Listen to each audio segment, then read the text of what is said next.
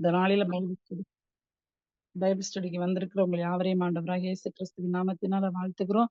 இந்த வேளையிலும் கூட இந்த ஆரம்ப ஜெபத்தை ஏறெடுக்கும்படியாக நம்ம மத்தியில இருக்கிறதான ரூபன் பிரதர் நீங்க பிரேயர் பண்ணுங்க. பேசலாம்.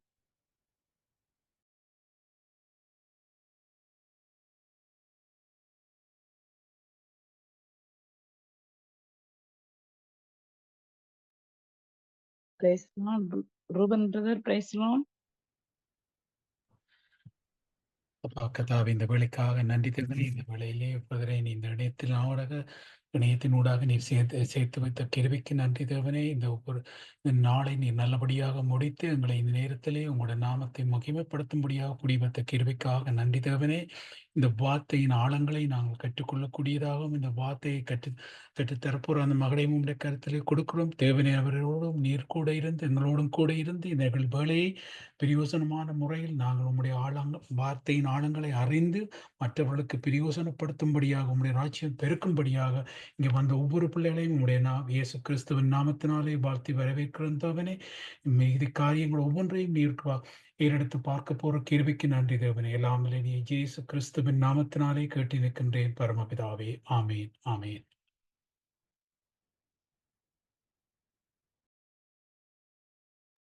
ஆமென், ஆமென்.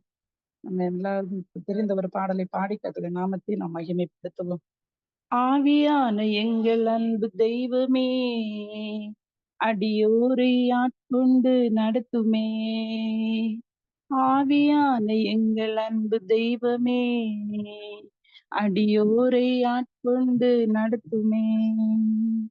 ஆட்கொண்டு எங்களை அனலாக்கும், ஆட்கொண்டு எங்களை அனலாக்கும், அன்பினால் இன்று அலங்கரியும், அன்பினால் இன்று அலங்கரியும். ஆவியான எங்கள் அன்பு தெய்வமே, அடியோரை ஆட்கொண்டு நடத்துமே. ஜெபிக்க வைக்கும் எங்கள் ஜெப வீரரே, துதிக்க தோண்டும் துணையாளரே. ஜெபிக்க வைக்கும் எங்கள் ஜெப வீரரே, துதிக்க தோண்டும் துணையாளரே. சாத்தானின் சகல தந்திரங்களை தகர்த்தெறிய வாருமையா. சாத்தானின் சகல தந்திரங்களை தகர்த்தெறிய வாருமையா.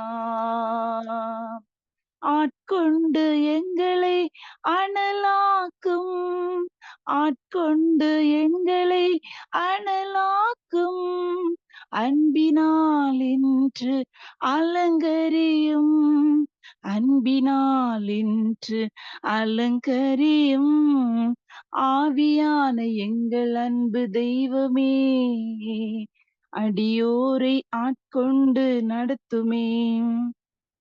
மனதை புதிதாக்கும் மன்னவனே, மறுரூபமாக்குமையா. மனதை புதிதாக்கும் மன்னவனே, மறுரூபமாக்குமையா. சாத்தான் ராஜாவின் இரண்டாம் வருகைக்காக என்னாலும் ஏங்க செய்யும். இயேசு ராஜாவின் இரண்டாம் வருகைக்காக என்னாலும் ஏங்க செய்யும். ஆட்கொண்டு எங்களை அனலாக்கும், ஆட்கொண்டு எங்களை அனலாக்கும், அன்பினால் இன்று அலங்கரியும், அன்பினால் இன்று அலங்கரியும். ஆவியான எங்கள் அன்பு தெய்வமே, அடியோரை ஆட்கொண்டு நடத்துமே. ஆவியான எங்கள் அன்பு தெய்வமே, அடியோரை ஆட்கொண்டு நடத்துமே. ஆமென் ஆண்டவரே. அப்பா உமக்கு நாங்க நன்றி செலுத்துகிறோம். நாம் ஒவ்வொருவரும் இந்த நாளிலும் கர்த்தருடைய சமூகத்தில் நாம் கடந்து வரும்படியாக கர்த்தர் நமக்கு கிருபை பாராட்டினாரே. ஆமென். கர்த்தர் இந்த நாள் முழுவதும் அவருடைய கிருபை நம்மளை தாங்கி நடத்தினதல்லவா. ஆமென். இந்த நாளை நான் எப்படி முடிப்பேன்? இந்த நாள்ல நான் செய்ய வேண்டிய காரியங்களை நான் எப்படி செய்வேன் என்று சொல்லி, ஆமென், நாம் பலவீனத்தோடு, ஆமென், நான் பல காரியங்களை குறித்து நாம் கலங்கிக் கொண்டிருந்த நேரங்களில் எல்லாம் தேவன் நமக்கு பலனை கொடுத்து நம்மளை திடப்படுத்தி நாம் செய்ய வேண்டிய காரியங்களை ஒவ்வொன்றும் செய்யத்தக்கதாங்க அவர் நமக்கு கிருபையும் ஞானத்தையும் பலத்தையும் சுகத்தையும் தேவன் தந்து இந்த மாலை வேளையிலும் தேவனுடைய சமூகத்தில் நாம் ஒவ்வொருவரும் கடந்து வரும்படியாக கர்த்தர் நமக்கு கிருபை செய்தாரே. ஆமீன். அவருடைய அன்பு ஆமீன் மாறாதது. ஹalleluya. ஆவியானவரே எமக்கு நாங்க நன்றி செலுத்துகிறோம். நன்றி செலுத்துகிறோம் அப்பா. இந்த நாளிலும் கூட ஆண்டவரே உம்முடைய அன்பை நாங்கள் இன்னும் அதிகமாக ருசிக்க ஆண்டவரே நீங்க எங்க மேல வைத்திருக்கிற அன்பின் ஆண்டவரே ஆழத்தை நாங்கள் இன்னும் அதிகமாக நாங்கள் அறிந்து கொள்ளும்படியாக உம்முடைய சமூகத்தில் நாங்கள் ஓடோடி ஆண்டவரே அப்பா நாங்கள் ஒவ்வொருவரும் கடந்து வந்திருக்கிறோம் அப்பா. எங்களை ஒவ்வொருவரையும் உடைய கருத்துல ஒப்பு கொடுக்கிறோம் ஐயா. இந்த நாள் நடக்கிற அன்று பைபிள் ஸ்டடியை கர்த்ததாமே ஆண்டவரை பொறுப்பேற்று என் தேவன் ஆண்டவரை நடத்துவதற்காக உமக்கு நன்றி செலுத்துகிறோம் அப்பா. எங்களுடைய இருதயத்தின் கதவுகள் திறக்கட்டும் ஐயா. ஆண்டவரே எங்களுடைய சிந்தனைகள் ஒருபொழுதும் சிதறடிக்கப்படாதபடிக்கு ஆண்டவரே பரிசுத்த ஆவியானவர் விரும்புகிறபடி எங்களை நாங்கள் மாற்றி அமைக்க என் தேவன் எங்களுக்கு கிருபை செய்வீராங்க சுவாமி. ஆவியானவர் தொடர்ந்து எங்கள் மத்தியில் அசைவாடுங்கப்பா. அசைவாடுங்கப்பா. அந்த நாளிலும் ஆண்டவரே அன்று கற்றுத்தர இருக்கிற அருமையான சகோதரி உடைய கரத்தில் நாங்கள் ஒப்பு கொடுக்கிறோம் அப்பா. என் தேவ ஆவியானவர் ஆண்டவரே உம்முடைய கரத்தின் நிழலினால மூடுங்க ஆண்டவரே. இந்த நாளில எங்களுக்கு ஆண்டவரே நீங்க கற்றுத்தர நினைத்திருக்கிறவைகளை ஆண்டவரே சகோதரியோடு கூட நீங்க இருந்து பேசும்படியாக உடைய கரத்தில் எங்களை முழுவதும் ஒப்பு கொடுக்கிறோம். தொடர்ந்து கர்த்தர் எங்களோடு கூட பேசுவீராங்க. எங்களை முழுவதும் உடைய கரத்திலே தாழ்த்தி அர்ப்பணிக்கிறோம். இயேசு கிறிஸ்துவின் நாமத்தில் ஜெபிக்கிறோம் நல்ல பிதாவே. ஆமென் ஆமென். இந்த நாளிலும் கூட நமக்கு வேத பாடத்தை கற்றுத் தரும்படியாக நம்ம மத்தியில ரெபேக்கா சிஸ்டர் இருக்கிறாங்க. Praise Lord sister. Praise the Lord, sister. Thank you. எங்கள் பரலோகத்தின் பிதாவே, கண்மலையின் மீட்பெருமாகிய கர்த்தாவே, என் வாயின் வார்த்தைகளும் இருதயத்தின் தியானமும் உம்முடைய சமூகத்தில் எப்போதும் திருப்தியாக இருப்பதாக சுதிக்கன மகிமை அனைத்தையும் ஒருவருக்கே செலுத்தி பாடத்துக்குள்ள கடந்து செல்ல போறோம். கடந்த வாரம் 5 சபைகளை குறித்து பார்த்தோம். அதாவது எபேசு சபையை குறித்து பார்த்தோம். அது விரும்பத்தக்க சபை அப்போஸ்தலர் சபை என்றும் ஆதியில் கொண்ட அன்பை விட்டா என்ற குறையை நாங்க பார்த்தோம். அவர்களுக்கு கொடுக்கப்படுகிற கிரீடத்தை குறித்தும் பார்த்தோம், ஜீவ கிரீடத்தையும். அடுத்து சிமர்னா சபையை குறித்து பார்த்தோம். இனிய நறுமணம் வீசத்தக்கதாக இருந்த குறைகள் இல்லாத சபையில உபத்திர காலத்திலும் உண்மையாக இருந்த சபையாக காணப்படுகிறது. அது மரண பரியந்தம் உண்மையாக இருக்கும் பட்சத்தில் ஜீவ கிரீடத்தை தருவன் அவர்களுக்கு முன்பாக தேவன் திறந்த வாசலை வைத்திருக்கிறார் என்று சொல்கிறார். அடுத்து 3வதாக பெர்கமு சபையை பார்த்தோம். மனமுடிக்கப்பட்டது, அதாவது உலகத்தோடு ஒத்து இருக்கிற சபையை பார்த்தோம். அதுல அதாவது சூழ்ச்சியான போதனை, பாலாக் போதனையை பற்றி பார்த்தோம். நிக்கலாய் மதஸ்தவரின் கள்ள போதனையை பற்றும். ஜெயம் கொள்கிறவருக்கு தேவன் மறைவான மன்னாவை புசிக்க கொடுப்பேன் என்று சொல்றதை நாங்க காணக்கூடியதாக இருந்துச்சு. அடுத்ததாக தியத்ரா சபையை பார்த்தோம். அது தாழ்மை உள்ளதாகவும் பெண் ஆளுமை உள்ள சபையாக காணப்பட்டதை நாங்க பார்த்திருக்கோம். அதிலே ஜோசபேல் என்னும் ஸ்திரியானவள், அதாவது தீர்க்கதரிசி இல்லாத ஒருவர் தன்னை தீர்க்கதரிசி என்று சொல்கிற ஒரு போதனையை அந்த சபையில் இருப்பதை தேவன் வெறுக்கிறார் என்பதை நாங்க காணக்கூடியதாக இருந்தது. அடுத்ததாக சர்தை சபை, 5வது சர்தை சபையை குறித்து பார்த்தோம். அதிபதி, அது நன்மைகளே இல்லாத சபையாக இருந்தது. எப்படிப்பட்ட சபையாக இருந்தது என்றால், நீ விழித்து கொண்டு சாகிறதுக்கு ஏதுவாய் இருக்கிற காரியங்களை செய்கிற சபையாக இருந்துச்சு. அப்ப அப்படிப்பட்ட சபைகள் 5 சபைகளையும் நாங்க படித்திருந்தோம். அந்த சபைக்கு தேவன் கொடுக்கிறது என்னண்டா, நீ விழித்திருந்து சாகிறதுக்கு ஏதுவானதை செய்யாமல் விழித்து கொள்ளும்படி சொன்னார். அப்படி விழித்து கொள்ளாத பட்சத்தில் என்ன கொடுப்பதாக அந்த சபைக்கு சொன்னார், ஜீவ புஸ்தகத்திலிருந்து அவர்களுடைய நாமத்தை கிறுக்கி போட்டு விடுவேன் என்று சொல்லுவதை நாங்கள் அந்த சபையில காணக்கூடியதாக இருக்கும். அடுத்ததாக நாங்க 6வது சபையை பிலதெல்பியா சபையை பார்க்க போறோம். தினோ சிஸ்டர் வாசிக்கிறீங்களா? பிலதெல்பியா சபையின் தூதனுக்கு நீ எழுத வேண்டியது என்னவெனில், பரிசுத்தமுள்ளவரும் சத்தியமுள்ளவரும் தாவீதின் திறவுகோலை உடையவரும் ஒருவரும் பூட்டக்கூடாதபடிக்கு திறக்கிறவரும் ஒருவரும் திறக்க கூடாதபடிக்கு பூட்டுகிறவருமாயிருக்கிறவர் சொல்லுகிறதாவது, உன் கிரியைகளை அறிந்திருக்கிறேன். உனக்கு கொஞ்சம் பலன் இருந்தும் நீ என் நாமத்தை மறுதலியாமல் என் வசனத்தை கைக்கொண்டபடியினாலே இதோ திறந்த வாசலை உனக்கு முன்பாக வைத்திருக்கிறேன், அதை ஒருவனும் பூட்ட மாட்டான். இதோ யூதர் அல்லாதிருந்தும் தங்களை யூதர் என்று பொய் சொல்லுகிறவர்களாகிய சாத்தானுடைய கூட்டத்தாரின் சிலரை உனக்கு கொடுப்பேன். இதோ அவர்கள் உன் பாதங்களுக்கு முன்பாக வந்து பணிந்து நான் உன்மேல் அன்பாயிருக்கிறதை அறிந்து கொள்ளும்படி செய்வேன். என் பொறுமையை குறித்தும் சொல்லிய வசனத்தை நீ காத்து கொண்டபடியினால் பூமியின் குடியிருக்கிறவர்கள் சோதிக்கும்படியாக பூச்சக்கரத்தின் மேலெங்கும் வரப்போகிற சோதனை காலத்தை தப்பும்படி நானும் உன்னை காப்பேன். இதோ சீக்கிரமாய் வருகிறேன். ஒருவனும் உன் கிரீடத்தை எடுத்துக்கொள்ளாதபடிக்கு உனக்குள்ளதை பற்றி கொண்டிரு. ஜெயங்கொள்கிறவன் எவனோ அவன் என் தேவனுடைய ஆலயத்திலே தூணாக்குவேன், அதினின்று அவன் ஒரு காலம் நீங்குவதில்லை. என் தேவனுடைய நாமத்தையும் என் தேவனால் பரலோகத்திலிருந்து இறங்கி வருகிற புதிய நகரத்தின் நாமத்தையும் என் புதிய நாமத்தையும் அவன் மேல் எழுதுவேன். ஆவியானவர் சபைகளுக்கு சொல்லுகிறதை காதுள்ளவன் கேட்கடவன் என்றெழுது. ஆமீன். இங்க நாங்க இந்த சபைக்கு தேவன் கொடுக்கிறத காணக்கூடியதாக இருக்கு. தாவீதின் பிலதெல்பியா சபை என்றது என்ன?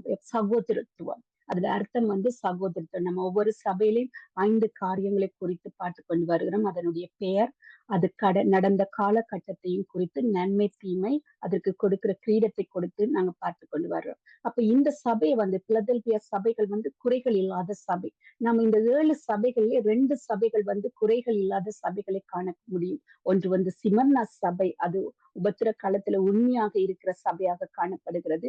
இங்கு சகோதரத்துவம் உள்ள சபையாக இந்த பிலதெல்பியா சபையிலும் குறைகள் இல்லாத சபையாக இந்த ஆண்டு காலத்தை பார்த்தோம்னா 1751 இருந்து 1844 ஆண்டு காலகட்டமாக இருக்கிறது. அப்ப இங்க தேவன் வெளிப்படுகிற விதம் ஒருவரும் திறக்க கூடாத படிக்க பூட்டுகிறவரும் ஒருவரும் பூட்டக்கூடாத படிக்க திறக்கிறவரும். தாவீதின் திறவுகோலை உடையவர். இந்த தாவீதின் திறவுகோலை குறித்து ஒரு பெரிய பைபிள் ஸ்டடிஸை எடுக்க முடியும். ஏன்னா அந்த தாவீது கூடிய இந்த திறவுகோள் தாவீது ஊடாக யாருக்கு? சாலமோனுக்கு ஊடாக இயேசு கிறிஸ்துவனிடத்துல கிடைக்கப்பட வேண்டியது. ஆனால் இந்த சாலமோன் வீழ்ந்ததனால் அந்த திறவுகோள் யாரிடத்தில் போய் யார் மூலமாக இயேசு கிறிஸ்துவனுக்கு வந்தது என்பதை குறித்து வெளிப்படுத்தலை முடித்து நாங்க ஒரு பைபிள் ஸ்டடி எடுக்கக்கூடியதாக இருக்கும். அப்ப இந்த தாவீதின் திறவுகோள் என்ன என்பதைத்தான் நாங்க பார்க்க போறோம். அதாவது மத்தேயு 1:1 பார்த்திருப்பீங்க. ஆபிரகாமின் குமாரனாகிய தாவீதின் குமாரனான இயேசு கிறிஸ்துவனுடைய வம்ச வரலாறு. இங்கு 3 பேரை குறித்து மட்டும் சொல்லப்படும். 1 ஆபிரகாம், 2 தாவீது, இயேசு கிறிஸ்து. இவர்கள் 3 குறித்து மட்டும் இங்க சொல்லப்படுவதற்கு காரணம், இவர்கள் 3 தான் மெல்கிசேதேக்கின் முறைமையில் அழைக்கப்பட்டவர்கள். மெல்கிசேதேக்கின் முறைமை என்பது என்னன்னு சொன்னாரு, ஆசாரியர்களாகவும் ராஜாக்களாகவும் அழைக்கப்பட்டவர்களே மெல்கிசேதேக்கின் முறைமை. அப்ப அந்த ஆசாரியர்களாகவும் ராஜாக்களாகவும் இருக்கிறது நாங்க பார்க்க முடியும். அதாவது ஆபிரகாமுக்கு அப்பமும் ரசமும் கொண்டு கொடுக்கக்கூடியதை நாங்க காணக்கூடியதாக இருக்கும். அதே தாவீது ராஜா சவுலிடம் கொடுக்கப்பட்ட அப்பமும் ரசத்தையும் தாவீது ராஜா எடுத்து எல்லாருக்கும் கொடுப்பது, அவர் ராஜாவானதும் எடுத்து கொடுக்கிறதை காணக்கூடியதாக இருக்கும். அதனாலதான் எபிரேயர்ல பவுல் சொல்கிறார், மெல்கிசேதேக்கின் முறைமையின்படி நீர் என்றென்றுக்கும் ஆசாரியராய் இருக்கிறீர் என்று சொல்லி. அப்ப நாம எதற்காக அழைக்கப்பட்டோம்னா ஆசாரியர்கள் ராஜாக்களாகவும் இருப்பதற்கான இந்த 3 முறைமையிலும் படி அந்த 3 பேருமே ஆபிரகாமும் தாவீதும் இயேசு கிறிஸ்துவானவருமே இந்த முறைமையை கை கொண்டவர்களாக இருக்கிறார்கள். அப்ப இந்த ஒருவரும் பூட்டக்கூடாத படிக்க திறக்க கூடாத படிக்க பூட்டுகிற அந்த திறவுகோல் இப்போது யாரிடத்துல இருக்கிற? பிதாவான அது இயேசு கிறிஸ்துவானவரிடத்துல இருக்குது. தாவீது ராஜாவிடம் இருந்த அந்த திறவுகோலை குறித்து நம்ம இன்னொரு பைபிள் ஸ்டடிஸ்ல அதை முழுமையாக தியானிக்க கூடியதாக இருக்கும். நாங்க அடுத்து போறோம். உன் கிரியைகளை அறிந்திருக்கிறேன். அதாவது உனக்கு கொஞ்சம் பலன், இந்த சபை எப்படிப்பட்ட சபையாக இருக்கிறது? கொஞ்சம் பலனுடைய சபையாக இருக்குது. அப்ப அந்த நாமத்தை, தேவனுடைய நாமத்தை, அந்த உபத்திர காலத்துல எல்லாம் எப்படிப்பட்ட சபையாக இருக்குதா? தேவனுடைய நாமத்தை மறுதலிக்காம இருக்கிற சபையாக இருக்கிறது. அது மட்டும் இல்லாம அந்த சபைக்கு முன்பாக என்ன சொல்ற திறந்த வாசலை வைத்திருக்கிறார். தேவனை மறுதலிக்காத சபையாக இருக்கும்போது நம்ம எல்லாம் எந்த நேரத்திலையும் நம்ம சுயத்துல சில நேரத்துல நம்ம விழுந்துருவோம், மறுதலிச்சிருவோம். இரண்டா இதை நான் தேவனுடைய கிறிஸ்தவர் என்று சொல்வதனால ஒரு பிரச்சனை வரும் என்று சொன்னா நம்ம அந்த இடத்துல கிறிஸ்தவர் என்று சொல்வதை கூட நாங்க விரும்ப மாட்டோம். அந்த இடத்துல நம்முடைய அடையாளத்தையே நாங்க மாற்றிக்கொள்ள கூடிய சந்தர்ப்பங்கள் பல பேருக்கு வந்திருக்கு. ஆனா அப்படியான சந்தர்ப்பங்கள்லையும் தேவனுடைய நாமத்தை மறுதலிக்காம உபத்திரத்துல எல்லாத்துலயும் என்ன செய்யப்படுகிறது, இந்த சபை கர்த்தருக்கு முன்பாக உண்மையும் உத்தமமாக இருக்குது. தங்களை ஜூதர்கள் இல்லாதவர்களை ஜூதர் என்று சொல்லி சாத்தானின் கூட்டத்தாரை சிலரை உனக்கு ஒப்பு கொடுப்பேன். அப்ப இங்க என்ன செய்யப்படுகிறது, சாத்தாண்ட கூட்டத்தாரை இவங்க உண்மையா இருக்கிற நிமித்தம் இவருடைய சத்துருக்களை என்ன செய்யறாராம், இந்த சபைக்கு ஒப்பு கொடுப்பேன் என்று சொல்கிறார். பொறுமையை கொடுத்து அவருடைய நீடிய பொறுமையை கொடுத்து சொல்கிறார். அது மட்டும் இல்லாம பூச்சக்கரத்தில் வரப்போகிற சோதனை காலத்தில் நீ தப்பி வைக்கப்படுவர். பூச்சக்கரத்தில் வரும் சோதனை காலம் என்பது உபத்திர காலம். அதாவது இஸ்ரவேல் ஜனங்களுக்கு வரப்போகிற 7 வருஷ உபத்திர காலம் தான் பூச்சக்கரத்தின் மேல வரப்போகிற காலம். அப்ப அந்த 7 வருஷ உபத்திர காலத்துல என்ன செய்வன், நீ தப்பும் படிக்க உன்னை காப்பேன். அப்ப நீ என்னுடைய நாமத்தை மறுதலியாமல் எனக்கு உண்மையும் உத்தமமாக இருப்பாயானால் நான் என்ன செய்வேன், அந்த உபத்திர காலத்தில் உன்னை பாதுகாத்துக் கொள்ளுவேன் என்று சொல்கிறேன். இதோ நான் சீக்கிரமாய் வருகிறேன், உன் கிரீடத்தை ஒருவனும் எடுத்துக் கொள்ளாதபடிக்கு உனக்கு உள்ளதை பற்றி கொண்டிரு. அப்ப தேவன் உனக்கு உள்ளதை எதை பற்றி கொண்டு இருக்கிறார் என்று சொன்னா, அதாவது நமக்கு என்ன கொடுக்கப்பட்டது என்பதை நாம் அறிந்து கொள்ள வேண்டும். அதாவது நமக்கு கொடுக்கப்பட்டது என்று பரிசுத்த ஆவியானவரின் அபிஷேகம். அப்ப எனக்கு உண்டான அந்த அபிஷேகம், அந்த கிரீடத்தை நான் என்ன செய்ய வேண்டும், கடைசி வரையும் பற்றி கொள்ள வேண்டும். அப்ப பரிசுத்த ஆவியானவர் நம்மை விட்டு போவதற்கு சந்தர்ப்பம் இருக்கான்னு கேட்டா நிச்சயமா பரிசுத்த ஆவியானவர் நம்முடைய அபிஷேகம், நம்ம இருக்கும் அபிஷேகம் நம்மை விட்டு விலகி போக காரணம் இருக்கு. ஏனென்றா நம்ம எல்லாருக்குமே தெரிந்த கதைதான். தாவீது ராஜா ஒரு தவறு செய்த போது அந்த தவறு 51ஆம் சங்கீதத்தை எடுத்து பாத்தீங்கன்னா அந்த இடத்துல சொல்லுவார், உம்முடைய பரிசுத்த ஆவியான அபிஷேகத்தை என் இடத்திலிருந்து எடுத்து போட நிலைவரமான ஆவியை எனக்குள் ஊற்றும்படியாக அவர் கேட்பார். அப்ப பரிசுத்த ஆவியானவர் எங்களை விட்டு விலகி போறதுக்கு நாம் தான் காரணமாக இருப்போம். அந்த அபிஷேகம், அந்த கிரீடம் அவர். அதனாலதான் பவுல் சொல்கிறார், நாம எடுத்துக்கொள்ளப்படுவதற்கு நமக்கு முத்திரை பரிசுத்த ஆவியானவர் என்று சொல்கிறார். அவருடைய முத்திரை இருக்கும் போதுதான் நம்ம எடுத்துக்கொள்ளப்படுதல் பங்கு கொள்ள முடியும். அப்ப அதனால நமக்கு கொடுக்கப்பட்ட அந்த கிரீடம் எப்போதையும் நாங்க கடைசி வரை, அதாவது முடிவு பரியாணம் வரை நம்ம காத்து கொள்ள வேண்டும். பல பேரை நாங்க இங்க பார்க்கக்கூடியதாக இருக்கும். அந்த கிரீடத்தை, அதாவது தேவன் குறித்த கிரீடத்தை இழந்தவர்களை குறித்து ஒரு பைபிள் ஸ்டடிஸ் எடுக்கலாம். இரண்ட பைபிள்ல ஆதாம்ல தொடங்கி கடைசி இப்ப ஈவன் அப்போஸ்தலருக்குள்ள விழுந்து போன காலங்கள் உண்டு. அந்த கிரீடத்தை இழந்தவர்களை காணக்கூடியதாக இருக்கும். அப்ப அப்படிப்பட்ட அதை குறித்து நாங்க இன்னொரு நாள் பார்க்கக்கூடியதாக இருக்கும். அப்ப அந்த கிரீடத்தை இழக்காம என்ன செய்ய வேண்டுமா, நாங்க அதை முடிவு பரியாந்தம் வரை அதை பற்றி கொண்டு இருக்க வேண்டுமா. ஜெயம் கொள்கிறவனுக்கு என்னுடைய தேவனுடைய ஆலயத்தில் தூணாக்குவி, அது நின்று அவன் ஒரு காலும் நீங்குவதில்லை. அப்ப அந்த தேவனுடைய ஆலயத்துல என்ன செய்யறாராம், தூணாக்குறாரா. நகரத்தின் புதிய நாமத்தையும் அவன் மேல் எழுதுவன். அப்ப புதிய எருசலேமோட நாமத்தை அவர் மேல் எழுதுவேன் என்று சொல்கிறார். அப்ப அவர்களுக்கு என்ன கிரீடம் கொடுக்கப்படுகிறது, பிதாவின் புதிய நாமத்தையும் எருசலேம் மணவாட்டி சபையின் நாமத்தையும் இயேசு கிறிஸ்துவின் புதிய நாமத்தையும் அவன் மேல் எழுதுவேன். அப்ப இது என்ன செய்யப்படுது, இவர்களுடைய பெயர்களால அவர்கள் முத்திரையிடப்படுகிறார்கள். அப்ப இது தேவனுடைய பிள்ளைகள் என்று முத்திரையிடப்படுகிறது. அதனாலதான் அந்தி கிறிஸ்துவின் காலத்துல நீங்க அந்தி கிறிஸ்து கொடுக்க போற அந்த சீப் பண்ற அந்த அவனுடைய முத்திரையை போடக்கூடாதுன்னு இருக்கு. ஏண்டா நாம பரிசுத்த ஆவியானவரின் தேவனுடைய நாமத்தை நாம் நெற்றியில் போட்டிருக்கிறோம். அப்ப அந்த நெற்றியில் போட்டிருக்கிற அந்த நாமத்தை தவிர வேற எந்த நாமத்தை நாங்க தரித்து கொள்ள முடியாது, தரித்து கொள்ள இடமும் கொடுக்க முடியாது. அப்ப அந்த சிப் பண்றது என்னது, அந்த கிறிஸ்துவானவன் அந்த சிப்பை போடும்போது அவனுடைய முத்திரையை நாங்க தரித்து கொள்ளும்படும் போது நம்மளை எடுத்துக்கொள்ளப்படுதல்ல பங்கு கொள்ள முடியாது. அப்ப அந்த உபத்திர காலத்திலையும் அந்த அவனுடைய சாத்தானுடைய முத்திரையை போடாம இருக்கிற சபை என்ன செய்யற, உபத்திர காலத்துல உண்மையா இருக்கிறவங்களும் எடுத்துக்கொள்ளப்படக்கூடியதாக இருக்கிறது நாங்க அடுத்தடுத்த அதிகாரத்துல பார்க்கக்கூடியதாக இருக்கும். அப்ப தலைமுறையாக என்ன செய்யப்படுகிறாங்க, இவங்க என்ன செய்யறது, அவருடைய நாமங்கள் எழுதப்படக்கூடியதாக இருக்கிறது. அடுத்து 7வது சபையை குறித்து பார்க்க போறோம், லவோதிக்கா சபை. சிஸ்டர் வாசிக்கிறீங்களா? லவோதிக்கேயா சபையின் தூதனுக்கு நீ எழுத வேண்டியது என்னவெனில், உண்மையும் சத்தியமும் உள்ள சாட்சியும் தேவனுடைய சிருஷ்டிக்கு அதிபதியுமாயிருக்கிற ஆமேன் என்பவர் சொல்லுகிறதாவது, உன் கிரியை அறிந்திருக்கிறேன். நீ குளிருமல்ல அனலுமல்ல. நீ குளிராயாவது அனலாயாவது இருந்தால் நலமாயிருக்கும். இப்படி நீ குளிருமின்றி அனலுமின்றி வெதுவெதுப்பாய் இருக்கிறபடியினால் உன்னை என் வாயினின்று வாந்தி பண்ணி போடுவேன். நீ நிர்பாக்கியமுள்ளவனும் பரிதபிக்கப்படத்தக்கவனும் தரித்திரனும் குருடனும் நிர்வாணியுமாயிருக்கிறதை அறியாமல், நான் ஐஸ்வர்யவான் என்றும் திரவிய சம்பனென்றும் எனக்கு ஒரு குறைவும் இல்லை என்றும் சொல்லுகிறபடியால், நான் நீ ஐஸ்வர்யவானாகும்படிக்கு நெருப்பிலே புடமிடப்பட்ட பொன்னையும் உன் நிர்வாணமாகிய அவலட்சணம் தோன்றாதபடிக்கு நீ உடுத்திக் கொள்வதற்கு வெண்வஸ்திரங்களையும் என்னிடத்திலே வாங்கிக் கொள்ளவும், நீ பார்வையடையும் படிக்கு உன் கண்களுக்கு கலிக்கம் போடவும் வேண்டுமென்று உனக்கு ஆலோசனை சொல்லுகிறேன். நான் எவர்களோ அவர்களை கடிந்து கொண்டு சிட்சிக்கிறேன். ஆகையால் நீ ஜாக்கிரதையாய் இருந்து மனந்திரும்பு. இதோ வாசற்படியிலே நின்று தட்டுகிறேன். ஒருவன் என் சத்தத்தை கேட்டு கதவை திறந்தால் அவனிடத்தில் நான் பிரவேசித்து அவனோடே போஜனம் பண்ணுவேன், அவனும் என்னோடே போஜனம் பண்ணுவான். நான் ஜெயங்கொண்டு என் பிதாவினுடைய சிங்காசனத்திலே அவரோடே கூட உட்கார்ந்தது போல ஜெயங்கொள்கிறவனெவனோ அவனும் என்னுடைய சிங்காசனத்தில் என்னோடே கூட உட்காரும்படிக்கு அருள் செய்வேன்.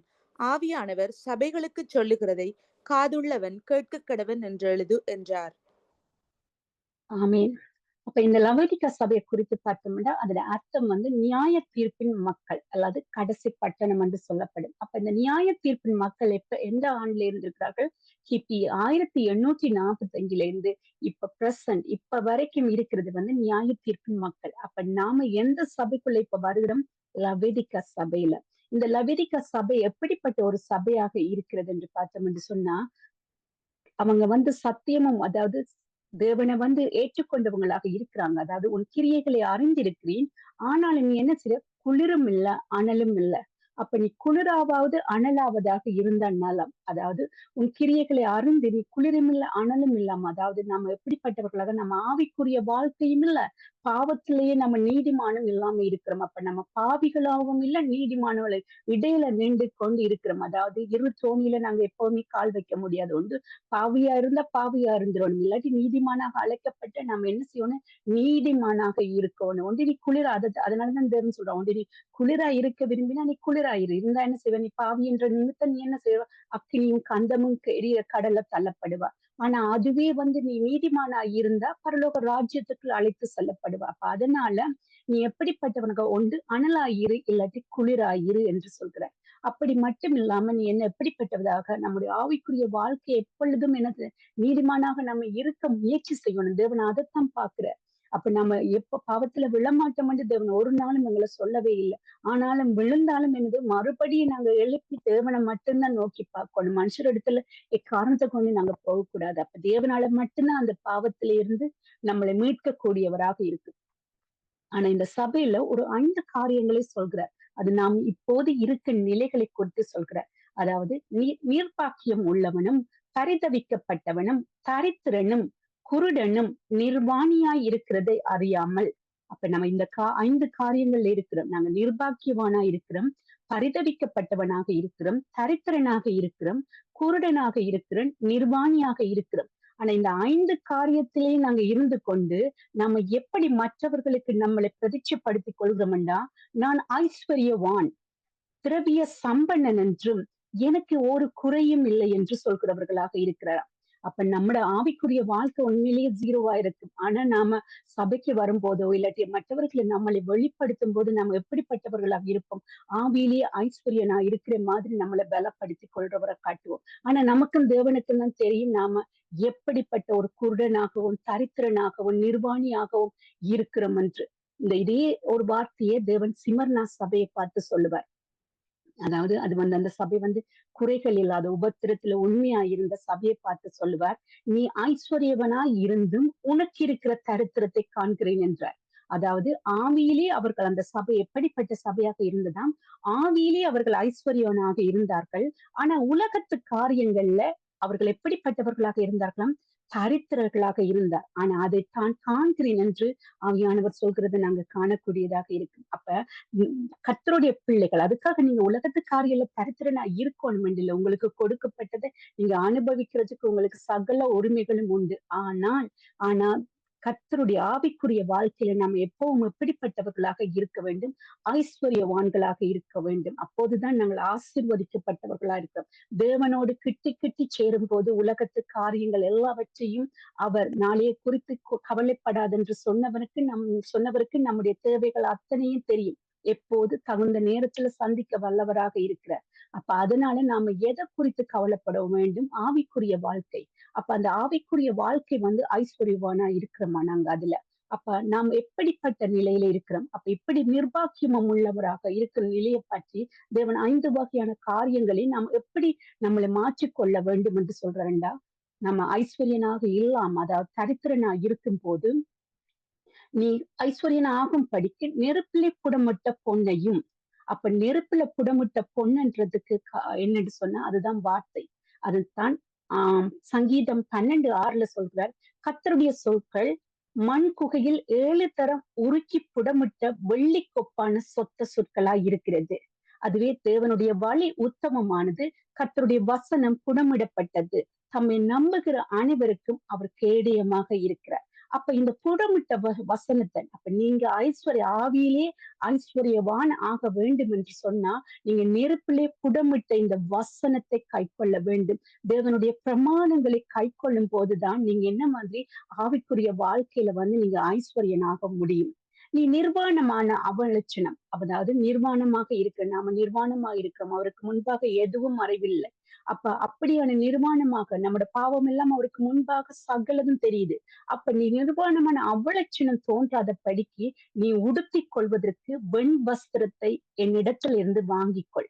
அப்ப வெண் வஸ்திரம் என்னென்று பார்த்தோம் என்று சொன்னா அதுதான் ரட்சிப்பின் வஸ்திரம்.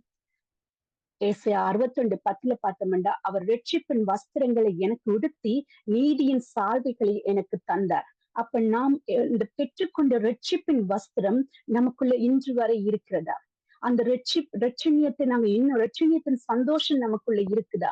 நீதியின் வஸ்திரத்தை நாங்கள் தரித்துக் கொள்கிறோமா? அப்ப நம்ம நல்ல ஒரு சாட்சியாக மற்றவர்களுக்கு இருக்கிறோமான்றதைத்தான் நீங்க தேவன் பாக்குற. அப்ப நாம் கிறிஸ்துவின் சாயலாக இருந்தா நாம் வெளிப்படுவது கிறிஸ்து. நான் அல்ல, என் சாயல் கிறிஸ்துவாகவே வெளிப்படுவர். அப்ப கிறிஸ்துவாக நான் வெளிப்படும் போது என்னுடைய வஸ்திரம் எப்படிப்பட்ட வஸ்திரமாக இருக்கு? நீதியின் வஸ்திரமா தரித்துக் கொண்டிருப்பன. அப்ப அப்படிப்பட்ட நீதியின் வஸ்திரத்தை நீ தரித்துக் கொள்ளும் போது உனக்குள்ள, அதாவது உன்னுடைய பாவங்கள் எல்லாவற்றும் மறைக்கப்படுகிறது. அவருடைய வஸ்திரத்தினாலே அவர் எல்லாவற்றையும் மூடி போடுகிறார்.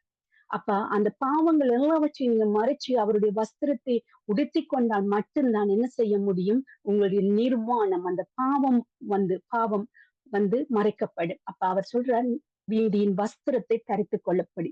அடுத்ததாக பார்வைக்கு, நீ பார்வை அடையும் படிக்கு உன் கண்களுக்கு கலிங்கம் போட வேண்டும் என்று சொல்கிறார். அப்ப இந்த கண்களுக்கு கலிங்கம் போடுவதுன்றது, கலிங்கம் என்பது ஒரு அதாவது குதிரை நேராக போவதற்காக கண்களுக்கு போடப்படுற அந்த தகத்தை மட்டும் அது குறிக்காது. அந்த முன்னாடி ஆதி காலத்துல அந்த கலிங்கம்ன்றது ஒரு வகையான கண்ணுக்குரிய மருந்தாகவும் சொல்லப்படுகிறது. அப்ப இந்த கலிங்கம் போடப்படியாக தேவன் சொல்றார். அப்ப உங்களுக்கு கண்களுக்கு கலிங்கம் போட வேண்டும் என்று சொன்னா உங்களுடைய பார்வை சுத்தமாக இருக்க வேண்டும்.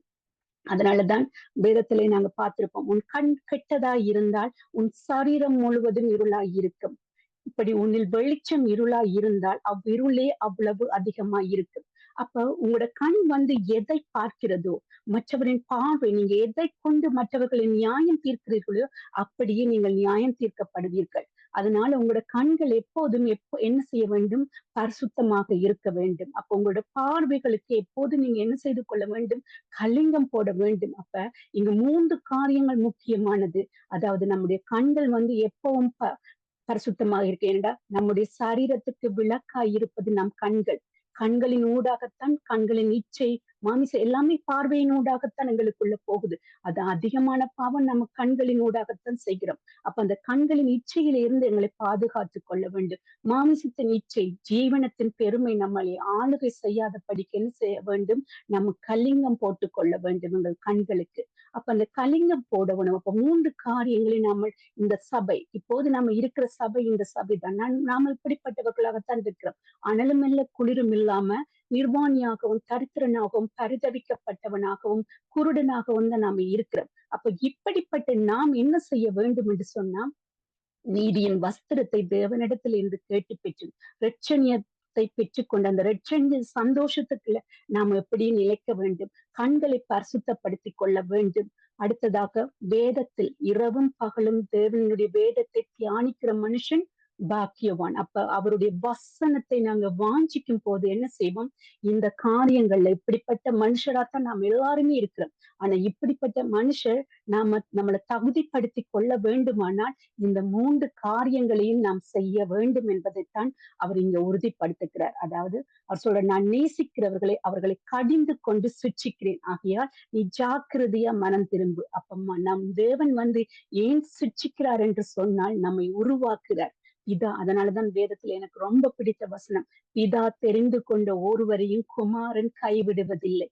பிதாவால தெரிந்து கொள்ளப்பட்ட மட்டுமே குமாரனுடைய நாமத்தை நம்ம அறிந்து கொள்ள முடியும். குமாரனுடைய நாமத்தை நம்ம அறிந்து கொண்டதுனால குமாரன் எங்களை ஒருபோதும் கைவிட விடுவதில்லை. நம்மளே ஆராய்ச்சி பார்த்தோம்னா தெரியும், எத்தனையோ தடவைகள் விழுந்து விழுந்து எழும்பி இருப்போம். ஆனாலும் நம்முடைய தேவன் அவருடைய கிருபையில, அதனாலதான் தாவீது ராஜா என் கால்கள் வழுகிறது என்று சொல்லும் போதே நீர் என்னை தாங்குகிற தேவனாக இருக்கிறேன். பலருடைய வாழ்க்கையில அது அப்படி தேவன் ஒவ்வொரு விஷயத்திலையும் தாங்கிறத காணக்கூடியும். என்னுடைய வாழ்க்கையில பல பல காரியங்கள், இவன் ஒவ்வொரு நாளுமே நாம் விழும் போதெல்லாம் என்னுடைய தேவன் தாங்கிறத என்னால காண. என்ன நன்கு தெரிந்தவர்களுக்கு என்னுடைய வாழ்க்கை எப்படிப்பட்ட ஒரு சாட்சியான வாழ்க்கை என்பது தெரியும். ஏனென்றால் நான் வழுவாமல் விழுந்து போகாமல் இன்றைக்கு நிற்கிறது என்றால் அது தேவனுடைய ஒரு கிருபை மட்டும்தான். அப்ப அந்த தேவனுடைய கிருபையை நாம என்ன சொல்லணும்? அதனால அவர் சிட்சிக்கும் போதும் நம்ம எதற்காக தேவன் நம்மளை சிட்சிக்கிறார்? நம்ம உருவாக்கப்படுகிறோம். அப்ப நம்மளுடைய உருவாக்கத்துக்கு நம்மளை தகுதிப்படுத்துறதுக்கு நம்மளை ஒப்பு கொடுக்க வேண்டும். அதனாலதான் பேதுரு சொல்லுவார், சீர்படுத்தி சிறப்படுத்தி பலப்படுத்தி எங்களை பயன்படுத்துங்க. அப்ப நாம சீர்படுத்தப்பட வேண்டியவர்கள். ஏனென்றால் நாம பாவத்திலேயே விழுந்த மனுஷர்கள். அப்ப நம்ம சீர்படுத்தப்பட வேண்டியவர்கள்.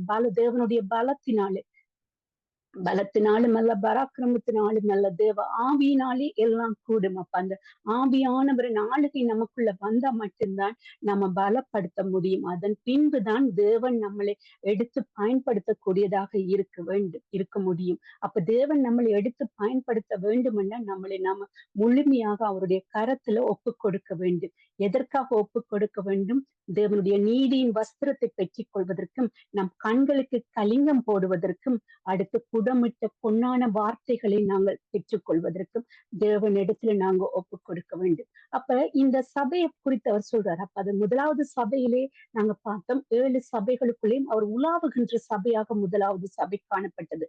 ஆனா இந்த சபையில பாத்தீங்கன்னா 3:20 பாத்தீங்கன்னா, இதோ நம் வாசற்படியில் நின்று தட்டுகிறேன், ஒருவன் என் சத்தத்தை கேட்டு கதவை திறந்தால் அவனிடத்தில் நான் பிரவேசித்து அவனோடு போஜனம் பண்ணுவேன், அவனும் என்னோடு போஜனம் பண்ணுவான். இப்ப உலாவிக் கொண்டிருந்த தேவன் எங்க நிக்கிறார்? வாசப்படியில நின்று நம்மளோட கதவை தட்டுறார். அதனாலதான் அந்த உன்னத பாட்டுல ஒரு அழகான வரி இருக்கும். அவர் கதவை தட்டும் போது அவள் சொல்லுவாள், நான் உடையின்றி இருக்கு, நான் எப்படி உமக்கு கதவை துறக்க முடியும்? அப்படி ஒரு நிர்வாணியா நிற்கிறத அவள் அங்கு உணர்த்துகிறத காணக்கூடியதாக இருக்கும். சுலமித்திரை சொல்கிற காரியங்களை பார்க்கும்போது கதவுல தேவன் தட்டுகிறார்.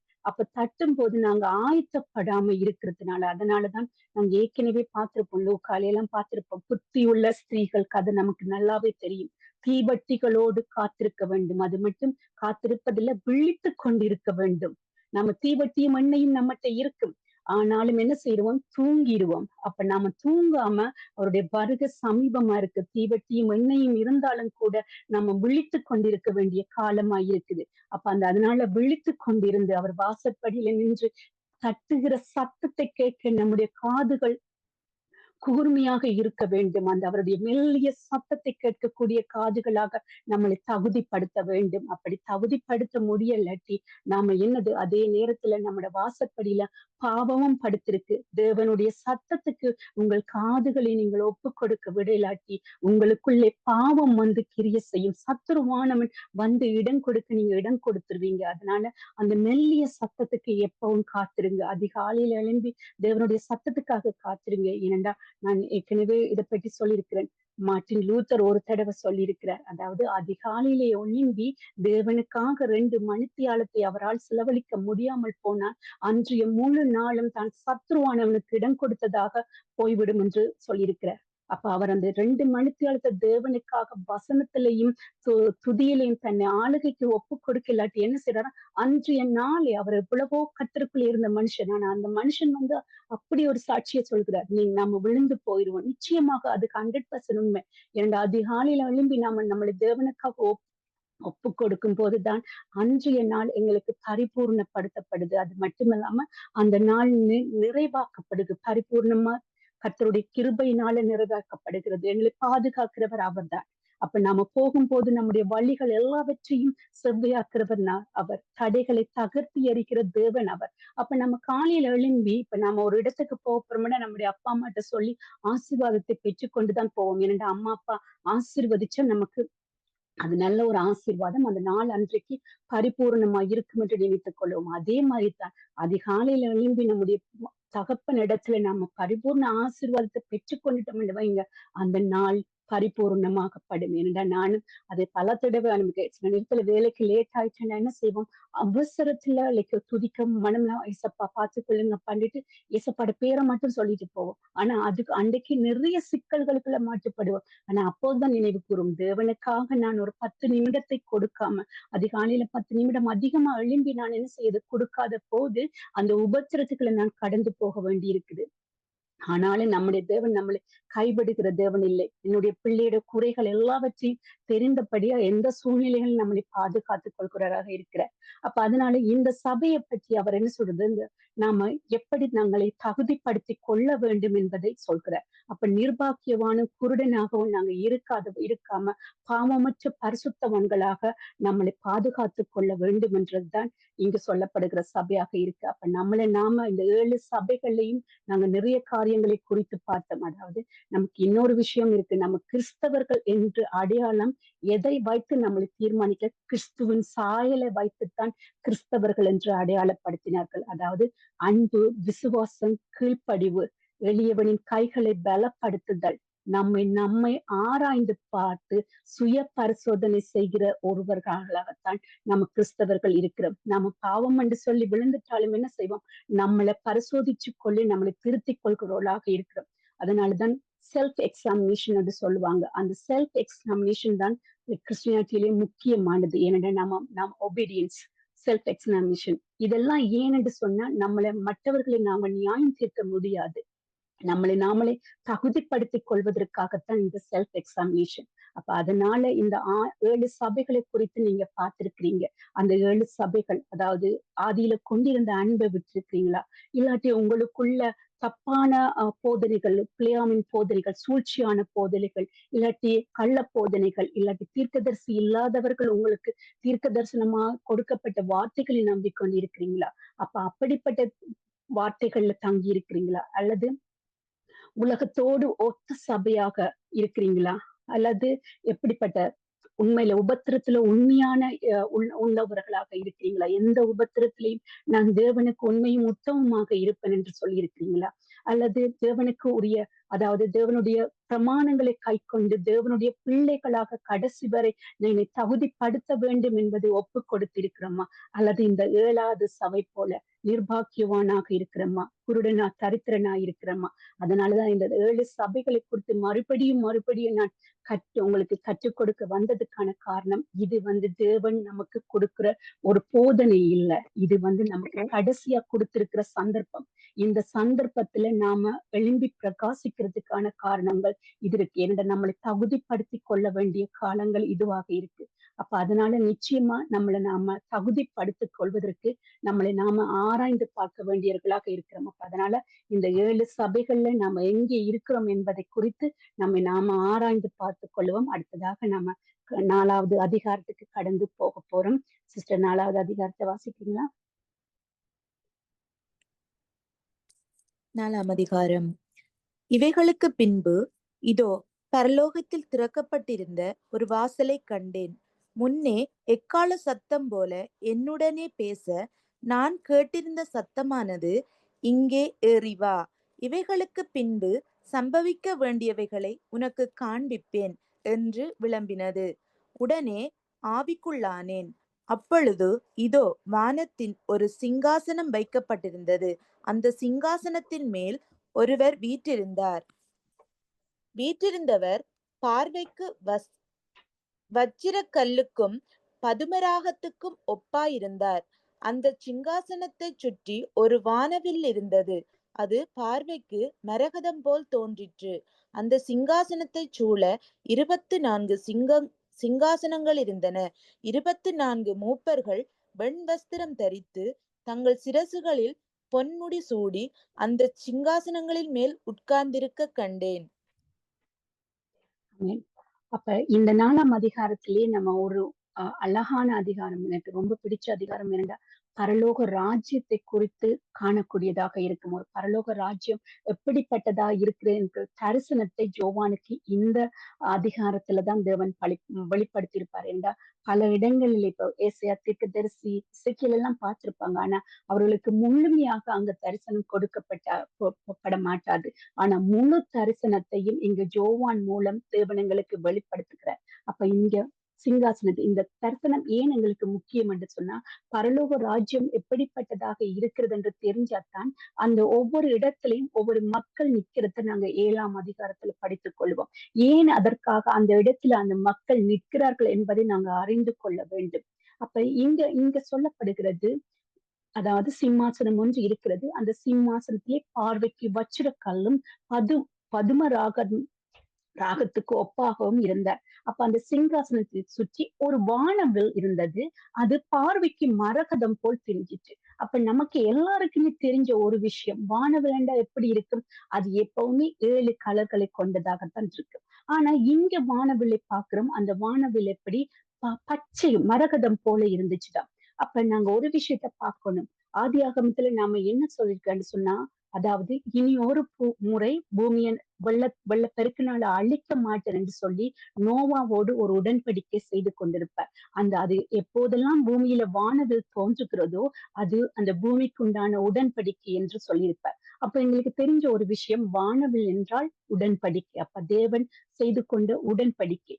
ஆனா 7 கலர்களில் இருக்க வேண்டிய இந்த உடன்படிக்கை, அதாவது வானவில் ஒரு கலர்ல இருக்குது. நம்ம யாத்திராகமம் 28ஆம் அதிகாரத்துல பார்த்தோம்னா, அதை நீங்க வாசிச்சு கொண்டு போனீங்கன்னா உங்களுக்கு தெரியும். ஆரோனுக்கு ஒரு வஸ்திரத்தை தேவன் ரெடி பண்ணுவார். அப்ப அந்த வஸ்திரத்துல 12 கோத்திரங்களுக்கும் 12 கலரை கொடுப்பார். 12 கலர்களுடைய கற்களை கொடுத்திருப்பார். அந்த கற்களில் 4வது கோத்திரமான ஜூதா கோத்திரத்துக்கு அவர் கொடுத்தது பச்சை, மரகத பச்சையத்தான் கொடுத்திருப்பார். அப்ப அந்த பச்சை என்ற அந்த வானவில் பச்சையா இருப்பதற்கு காரணம் என்ன? அந்த உடன்படிக்கை யாருடையதா இருக்கிறது? யூதா கோத்திரத்தில் வந்த ஜூதா ராஜ சிங்கமான இயேசு கிறிஸ்துவின் உடன்படிக்கையாக இருக்கிறது. அப்ப அந்த வானவில் அந்த உடன்படிக்கை தேவனுடைய இயேசு கிறிஸ்துவானவருடைய உடன்படிக்கையாக இருக்கிறத நாங்க பார்க்கக்கூடியதாக இருக்கும். நமக்கு எல்லாருக்கும் முன்னாடி ஒரு விஷயம் தெரியும். அதாவது ஏற்கனவே உடன்படிக்கை பெட்டியில நம்ம நியாயப்பிரமாணத்துல பார்த்திருப்போம். அதாவது மோசே கற்பலகைகளை செய்து அந்த உடன்படிக்கை பெட்டியிலே 3 பொருட்கள் இருக்கும். ஒன்று ஆரோனின் துளித்தக்கோல், மறைவான மண்ணா, அதாவது மண்ணா வைக்கப்பட்ட பொற்பாத்திரம், அடுத்து ஆரோனின் துளித்தக்கோல், அடுத்தது மோசையின் கற்பலகைகள். அப்ப இந்த 3 காரியங்களும் தான் உடன்படிக்கை பெட்டியில இருக்கக்கூடியதாக இருக்கும். ஆனா இந்த உடன்படிக்கை பெட்டி இஸ்ரவேல் இடத்துல சேரும் போது அதுல இருக்கிறது ஒன்றை தான் காணக்கூடியும். அதாவது நாளாகமம் 5ஆம் அதிகாரத்துல பாத்தீங்கன்னு சொன்னா, கர்த்தர் ஒரேபில் அவர்களோடு உடன்படிக்கை பண்ணின போது மோசே அந்த பெட்டியில் வைத்த 2 கற்பலகைகளை அல்லாமல் அதிலே வேறொன்றும் இருந்ததில்லை. அப்ப இஸ்ரவேல் ஜனங்களுக்கு என்ன மட்டும் போய் சேரப்படுகிறது? அந்த உடன்படிக்கை பெட்டியிலேயே நியாய பிரமாணம் மட்டும்தான் அவர்களுக்கு உரியது. அப்ப அந்த மறைவான மன்னாவும் அந்த துளிர்த்த கோலும் எங்க போயிட்டு? அப்ப அந்த மறைவான மன்னாவும் துளிர்த்த கோல், மறைவான மன்னா என்பது, அதாவது மன்னா வந்து 3 வகையாக கருதப்படுகிறது. அதாவது இஸ்ரவேல் ஜனங்களுக்கு வந்து மறைவான மன்னா இருந்தது. அவர்களுக்கு சரீர ரீதியான பசியை போக்குற அப்பமாக இருந்தது. ஆனா அதுவே நமக்கு வந்து மன்னாவா இருக்கிறது வார்த்தை என்று வசனம் சொல்கிறது. ஆனா நமக்கு மறைவான மன்னா என்று இயேசு கிறிஸ்துவானவரே சொல்லப்படுகிறது. அப்ப அந்த மன்னா, அந்த மறைவான மன்னா வந்து இயேசு கிறிஸ்துவானவர். அப்ப அந்த துளிர்த்த கோல் என்பது தெரிந்து கொள்ளப்படுதல் என்று சொல்லப்படுகிறது. அப்ப அந்த தெரிந்து கொள்ளப்படுது இயேசு கிறிஸ்துவானவரால் தெரிந்து கொள்ளப்படுகிறதும் இயேசு கிறிஸ்துவானவரும் யாருக்கு கொடுக்கப்பட்டது? புறஜாதியான நமக்கு கொடுக்கப்பட்டது. அவ்வளவுக்கு நாங்க பாக்கியம் பண்ணியிருக்கிறோம். ஏனென்றா இஸ்ரவேல் ஜனங்களுக்கு சேர வேண்டிய ஆசீர்வாதங்களை சகலத்தையும் நாம் தான் இப்ப பெற்றுக் கொண்டிருக்கிறோம். ஏனென்றா அவர்கள் இழந்ததினால் நாம் பெற்றுக் கொண்டிருக்கிறோம். அப்படியானால் அந்த மறைவான மன்னாவை நாங்கள் இன்றைக்கு பெற்றிருக்கிறோம். அந்த உயர்ந்த, அதாவது தேவனை பிதாவென்று தகப்பனே என்று கூப்பிடுற அதிகாரத்தை நாங்க பெற்றிருக்கிறோம். அப்ப அந்த நாங்க அவரால் தெரிந்து கொள்ளப்பட்ட மக்களாக இருக்கிறோம். அப்ப அந்த அந்த அதைத்தான் ஜெயம் கொள்கிற, அப்ப நீங்க அதே பெருக்கமு சபையில பாத்தீங்கன்னா, ஜெயம் கொள்கிறவனுக்கு நான் மறைவான மன்னாவை புசிக்க கொடுத்து அவனுக்கு வெண்மையான குறிக்கல்லையும் அந்த கல்லினே எழுதப்பட்டதும் அதை பெறுகிறவனே என்று வேறொருவரும் அறியக்கூடியாத புதிய நாமத்தை கொடுப்பேன். அப்ப தேவன் என்ன சொல்ற, மறைவான இயேசு கிறிஸ்துவானவருடைய மறைவான மன்னவான இயேசு கிறிஸ்து, அவரே நட்சத்திரமாக இருக்கிற அந்த நட்சத்திரத்தோட நாங்க என்ன செய்ய போறோம்? நாங்க 1000 வருஷ அரசாட்சியில ராஜாக்களுக்காக அதிகாரம் செய்ய போதே அது குறிக்குது. அப்ப அந்த தேவனுடைய புதிய நாமத்தை அறிந்து கொண்டு புதிய சரீரத்தோட, அப்ப அவரு இஸ்ரவேல் ஜனங்களுக்கு அவங்களோட சரீர பசிக்கு கொடுக்கப்பட்டது. ஆனா எங்களுக்கு இந்த வார்த்தை வந்து ஆத்ம பசிக்காக கொடுக்கப்படுகிறது. அப்ப அந்த பரலோக ராஜ்யத்தின் தரிசனம் எதற்காக கொடுக்கப்படுகிறதுன்னு சொன்னா, அந்த சிம்மாசனத்தின் முன்பாக சில மனுஷர்கள் நிற்கிறதை நாங்க காணக்கூடியதாக இருக்கும். அடுத்து அந்த சிம்மாசனத்தை சுற்றி எப்படிப்பட்டதாக இருக்கு? 4 ஜீவன்கள் இருக்கிறத நாங்க காணக்கூடியதாக இருக்கும். 24 மூப்பர்கள் அதை சுற்றி இருக்கிறத காணக்கூடியதாக இருக்கும். அக்கினி தீபங்கள், அக்கினி ஆவிகளாக அங்க இருக்கிறத நாங்க காணக்கூடியதாக இருக்கும். அப்ப அந்த சிம்மாசனத்தை உங்களுடைய கற்பனையிலே நீங்க வைத்துக் கொள்ளுங்க. அந்த சிம்மாசனத்தை சுற்றி 24 மூப்பர்கள், 4 ஜீவன்கள், சுத்தி வர கிரபீன்கள் துதி பாடிக்கொண்டு, தூதர்கள் தேவனை துதித்துக் கொண்டிருக்கிற அந்த இதை வந்து உங்களோட கண்களினாக நீங்க பார்க்கக்கூடியதா இருக்கும். அதற்கு நடுவில் என்ன செய்யப்படுகிற ஒரு கண்ணாடி கடல் இருக்கிறது. அந்த கண்ணாடி கடலை தாண்டி என்ன இருக்கிறது? பலிபீடம் இருக்கிறது. அப்ப அந்த கண்ணாடி கடலை தாண்டி எப்படி நமக்கு ஆதியிலே அதாவது நியாய பிரமாணத்துல நம்முடைய பலிபீடம், அதாவது பலிபீடம், பரிசுத்த தலம், மகா பரிசுத்த தலம் என்று 3ஆக இருந்துச்சுதோ, அதே மாதிரிதான் தேவனுடைய பரலோக ராஜ்யத்துல என்ன சொல்ற? பலிபீடம், கண்ணாடி கடல், சிம்மாசனம். அப்ப அந்த 3 நிலைகள் அங்க இருக்கிறது. பலிபீடத்தின் அண்டையிலையும் ஒரு சிலர் மக்கள் இருக்கிறத நாங்க காணக்கூடியதாக 7ஆம் அதிகாரத்துல அதை நாங்க படித்துக் கொள்வோம். கண்ணாடி கடல்ல ஒரு சிலர் மக்களை பார்க்கிறோம். அடுத்து சிம்மாசனத்திற்கிட்ட, அப்ப சிம்மாசனத்தின் கிட்டே சேர்ற பாக்கியம் யாருக்கு கிடைச்சிருக்குன்னா நமக்குத்தான் அந்த பாக்கியம் கிடைச்சிருக்காது. அதையும் நாங்க 7ஆம் அதிகாரத்துல நாங்க காணக்கூடியதாக இருக்கும். அப்ப அந்த மூப்பர்கள், அதாவது இந்த மூப்பர்கள் யார் என்பதைத்தான் நாங்க பார்க்க போறோம். இந்த 24 மூப்பர்களும் யார் என்பதை நாங்க பாக்குறதுக்கு அடுத்து தொடர்ந்து வாசிங்க சிஸ்டர். அந்த சிங்காசனத்திலிருந்து மின்னல்களும் இடிமுழக்கங்களும் சத்தங்களும் புறப்பட்டன. தேவனுடைய 7 ஆவிகளாகிய 7 அக்கினி தீபங்கள் சிங்காசனத்திற்கு முன்பாக எரிந்து கொண்டிருந்தன. அந்த சிங்காசனத்திற்கு முன்பாக பளிங்கு கொப்பான கண்ணாடி கடல் இருந்தது. அந்த சிங்காசனத்தின் மத்தியிலும் அந்த சிங்காசனத்தை சுற்றிலும் 4 ஜீவன்கள் இருந்தன. அவைகள் முன்புறத்திலும் பின்புறத்திலும் கண்களால் நிறைந்திருந்தன. முதலாம் ஜீவன் சிங்கத்திற்கொப்பாகவும், 2ஆம் ஜீவன் காளை கொப்பாகவும், 3ஆம் ஜீவன் மனுஷ முகம் போன்ற முகமுள்ளதாயும், 4ஆம் ஜீவன் பறக்கிற கழுகுக்கு ஒப்பாயும் இருந்தது. அந்த 4 ஜீவன்களிலும் ஒவ்வொன்று அவ்வாறு சிறகுகளுள்ளவையே சுற்றிலும் உள்ளேயும் கண்களால் நிறைந்தவைகளுமாயிருந்தன. அவைகள் இருந்தவரும் இருக்கிறவரும் வருகிறவருமாகிய சர்வ வல்லமையுள்ள தேவனாகிய கர்த்தர் பரிசுத்தர் பரிசுத்தர் பரிசுத்தர் என்று இரவும் பகலும் ஓய்வில்லாமல் சொல்லிக் கொண்டிருந்தன. ஆமென். அப்ப இங்க இந்த 24 மூப்பர்களும் யார் என்று நாங்க பார்க்கக்கூடியதாக இருக்கு. இதற்குரிய விளக்கத்தை 5ஆம் அதிகாரத்துலதான் கொடுக்கிறார். 5:9 சொல்லப்படுகிறது, தேவரீர் புஸ்தகத்தை வாங்கவும் அதன் முத்திரைகளை உடைக்கவும் பாத்திரராய் இருக்கிறீர். ஏனெனில் நீர் அடிக்கப்பட்ட சகல கோத்திரங்களிலும் பாஷைக்காரரிலும் ஜனங்களிலும் ஜாதிகளிலும் இருந்து எங்களை தேவனுடைய உம்முடைய இரத்தத்தினாலே மீட்டுக் கொண்டு எங்கள் தேவனுக்கு முன்பாக எங்கள் ராஜாக்களாகவும் ஆசாரியர்களும் ஆக்கினீர். நாங்கள் பூமியிலே அரசாளுவோம் என்று புதிய பாட்டை பாடினார்கள். அப்ப இந்த 24 மூப்பர்களும் யார் என்பதை நாங்க இங்கு காணக்கூடியதாக இருக்கும். அதாவது ராஜாக்களும் ஆசாரியர்களும் தெரிந்து கொள்ளப்பட்டவர்கள் நாம். அப்ப இந்த புதிய ஏற்பாட்டு மக்களைத்தான் அது குறிக்குது. அப்ப அந்த புதிய ஏற்பாட்டு மக்கள்ல இவர்களை தம்முடைய இரத்தத்தினாலே, நிச்சயமாக என்னது பழைய ஏற்பாட்டு மக்கள் அல்ல, இவர்கள் பழைய ஏற்பாட்டு மக்கள் அல்ல என்றதுக்கு இவர்கள் புதிய பாட்டை பாடினார்கள். நாம 1வது அதிகாரத்திலே சொல்றோம், இங்க 2 வகையான மக்களை நாம் இனம் காணக்கூடியதாக இருக்கும். ஒன்று மோசையின் பாட்டை பாடுகிறவர்களும் தங்களுடைய சாட்சியின் நிமித்தம் சாட்சி கொடுக்கிறவர்களாகவும் இருப்பார்கள்.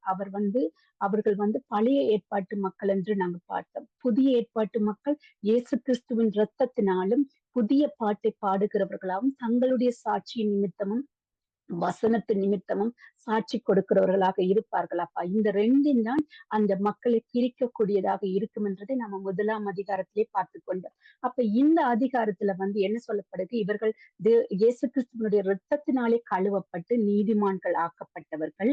இவர்கள் புதிய பாட்டை பாடினார்கள். அப்ப நிச்சயமாக இந்த 24 மூப்பர்களும் எப்படிப்பட்டவர்களாக இருக்க, பழைய ஏற்பாட்டு பரிசுத்தவான்கள் இல்லை. அதனாலதான் எபிரேயர் 11ஆம் அதிகாரத்துல பவுல் சொல்கிறார்கள், இவர்கள் நற்சாட்சி, அதாவது பழைய ஏற்பாட்டு பரிசுத்தவான்களை பற்றி சொல்கிறார், இவர்கள் நற்சாட்சியை பெற்றிருந்தும் நம்மை அல்லாது அவர்கள் பரிபூர்ணப்படாதபடிக்கு விசேஷித்த நன்மையை நாம் பெற்றிருக்கிறோம் என்று பவுல் சொல்கிறார். அப்ப நம்மை அல்லாம என்ன செய்யப்பட மாட்டார்கள், பழைய ஏற்பாட்டு பரிசுத்தவான்கள் பரிபூர்ணப்பட மாட்டார்கள். அப்ப இங்க இது புதிய ஏற்பாட்டு உரிய மக்கள் தான் இந்த 24 மூப்பர்களாகவும் இருக்கிறார். அப்ப நாங்க சில பேர் இந்த 24 மூப்பர்களையும் 12 கோத்திரராகவும் 12 அப்போஸ்தலர்களாகவும் சொல்லுகிறதெல்லாம் நாங்க காணக்கூடியதா இருக்கும். ஆனா வேதத்துல ஒவ்வொரு வசனமும் தெளிவாக கொடுக்கப்பட்டிருக்கு நமக்கு அதற்குரிய தெளிவு. அப்ப இது 24 மூப்பர்கள்ல 12 கோத்திரர்களும் இல்ல, 12 அப்போஸ்தலர்களும் இல்லை. ஏனென்றா நிச்சயமாக யோவானும் அதுல ஒரு அப்போஸ்தலர் தான். அப்ப யோவானுக்கு அந்த காட்சியை கொடுக்கும் போது அப்போஸ்தலர்களாக அவர்கள் இருந்தார்கள் என்றால் நிச்சயம் யோவான் அதை வெளிப்படுத்துறார். அப்ப இது அப்போஸ்தலர்களும் இல்ல, 12 கோத்திரக்காரர்களும் இல்ல, இவர்கள் தேவனால் தெரிந்து கொள்ளப்பட்டு நீதிமான்கள் ஆக்கப்பட்ட ஒரு 24 பேரை தேவன் தனக்கு மூப்பர்களாக தெரிந்து கொண்டிருக்கிறார். சோ அப்ப இந்த மூப்பர்கள் யார் என்பதை நாங்க பார்த்தோம். அடுத்ததாக நாங்க பார்க்க வேண்டிய விஷயம் 4 ஜீவன்கள். அதாவது முதலாம் ஜீவன் சிங்கத்துக்கு ஒப்பாகவும், 2ஆம் ஜீவன் காளைக்கு ஒப்பாகவும், 3ஆம் ஜீவன் மனுஷ முகமாகவும், 4ஆம் ஜீவன் பறக்கிற கழுகுக்கு ஒப்பாகவும் இருந்துச்சு.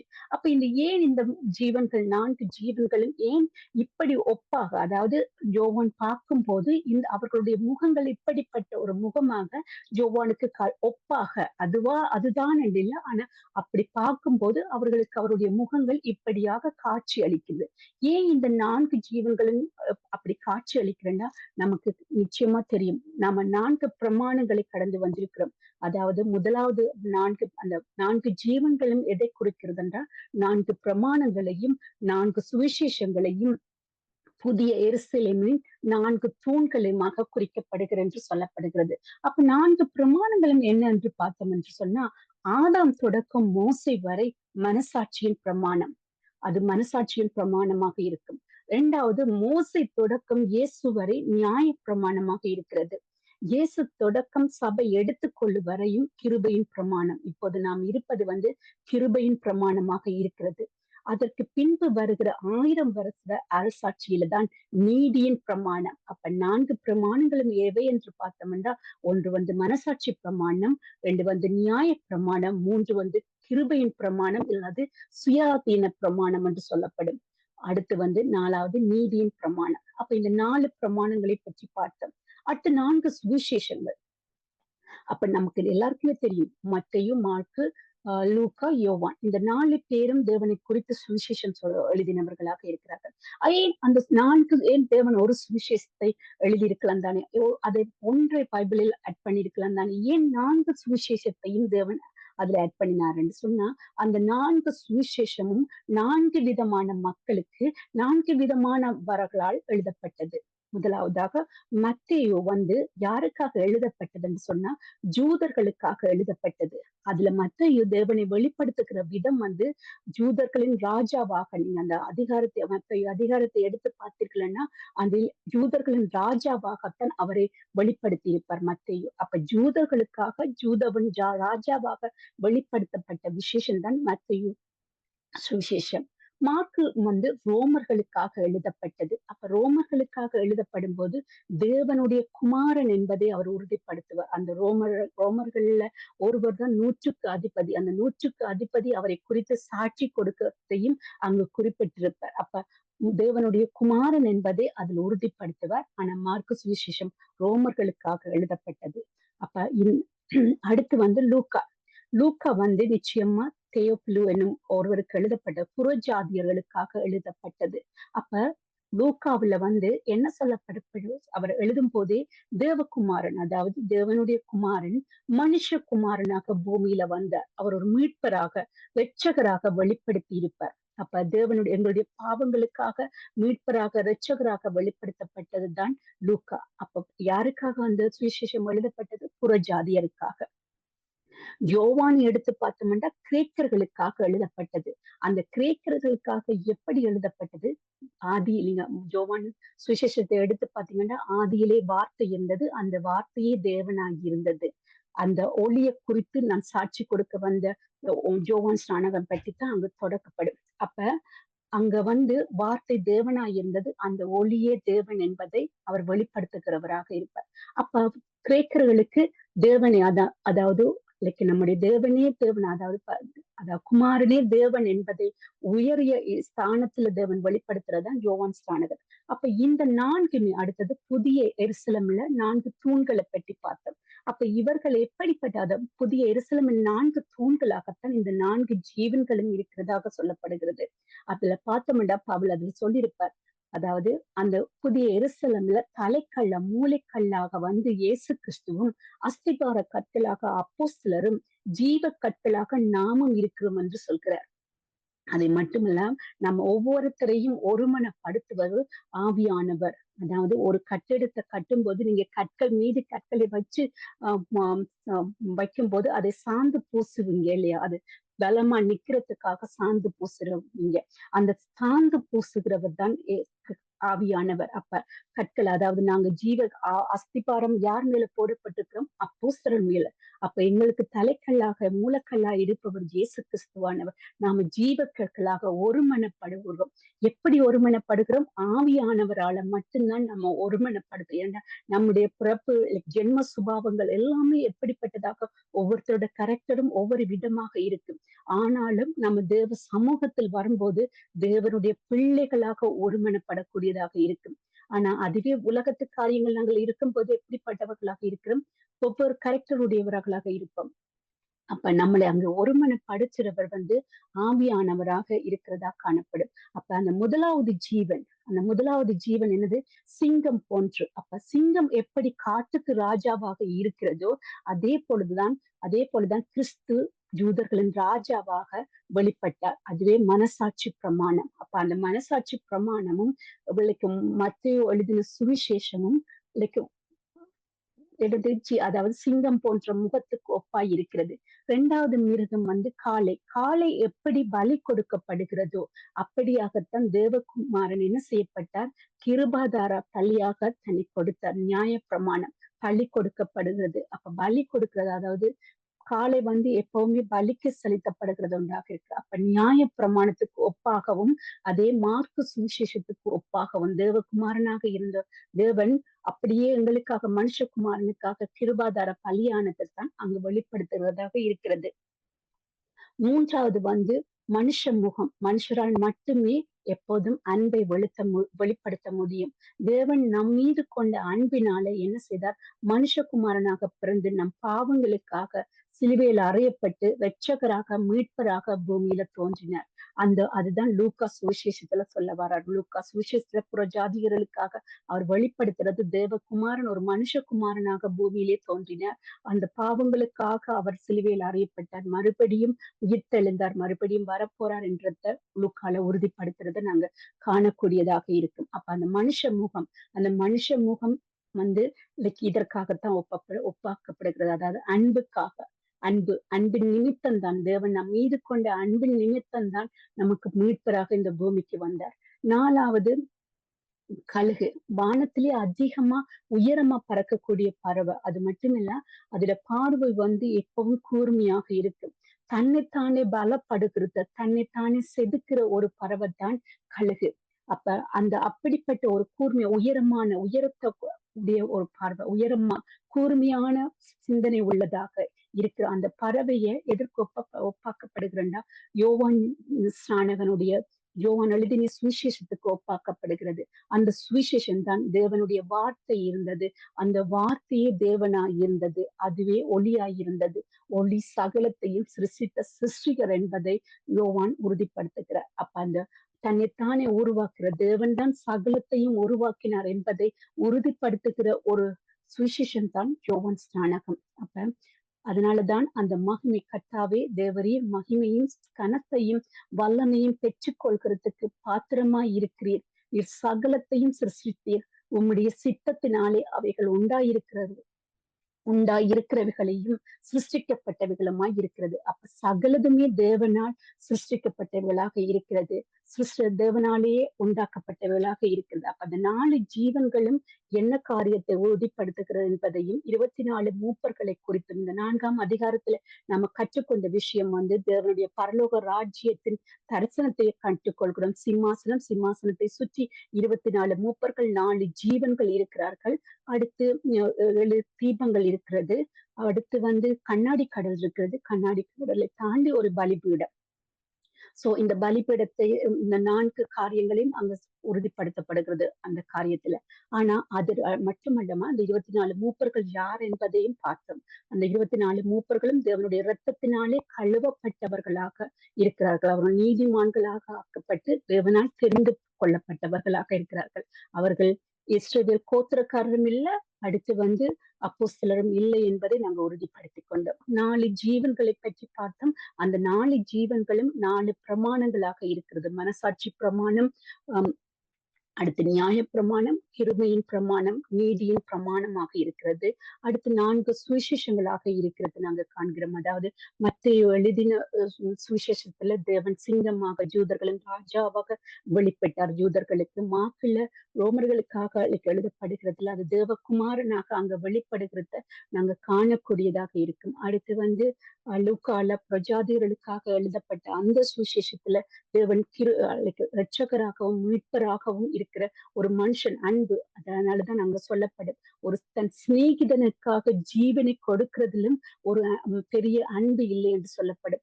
ஆனா நம் தேவன் நம்முடைய சகோதரன், அவருடைய சகோதரர்களாக நாம் இருக்கிறோம். ஆனா நமக்காக அவர் ஜீவனை கொடுத்தார். அந்த அன்பு மனுஷனால மட்டுமே பரிபூர்ணப்படுத்தக்கூடியதாக இருந்துச்சு. அப்ப அந்த அன்பு வந்து தேவன் இங்க கொடுக்கறது நாங்க காணக்கூடியதாக இருக்கும். அடுத்து வந்து யோவான், தேவன் வந்து வார்த்தையா இருந்த, ஆதியிலே வார்த்தை உண்டானது, அந்த வார்த்தையே தேவனாய் இருந்த அந்த பிரமாணங்கள். அப்ப அந்த 4 ஜீவன்களும் இதைத்தான் வெளிப்படுத்துகிறது. அந்த 24 மூப்பர்களிட தரிசனம் இன்னொருவருக்கு நம்மட பைபிள்ல கொடுக்கப்பட்டது. அதுதான் தாவீது ராஜா. நீங்க தாவீது ராஜாவை குறித்து வாசிக்கும் போது தாவீது ராஜா வந்து தன்னுடைய ஆட்சியின் போது 24 மூப்பர்களை வைத்திருப்பார். அது தேவன் அவருக்கு கொடுக்கப்பட்ட தரிசனம். அந்த ராஜ்யம், அதாவது தாவீது ராஜாவின் ராஜ்யம் வந்து இயேசு கிறிஸ்துவின் ராஜ்யம் என்று சொல்லப்படுவதற்கான காரணம் என்னன்னா, இதுதான் காரணம். ஏனென்றா அந்த 24 மூப்பர்களை கொண்டு, அதன் பின்பு அவருக்கு பின்னாடி எந்த ராஜாவுமே 24 மூப்பர்களை கொண்ட ஒரு சபையை அவர் அமைத்ததில்லை.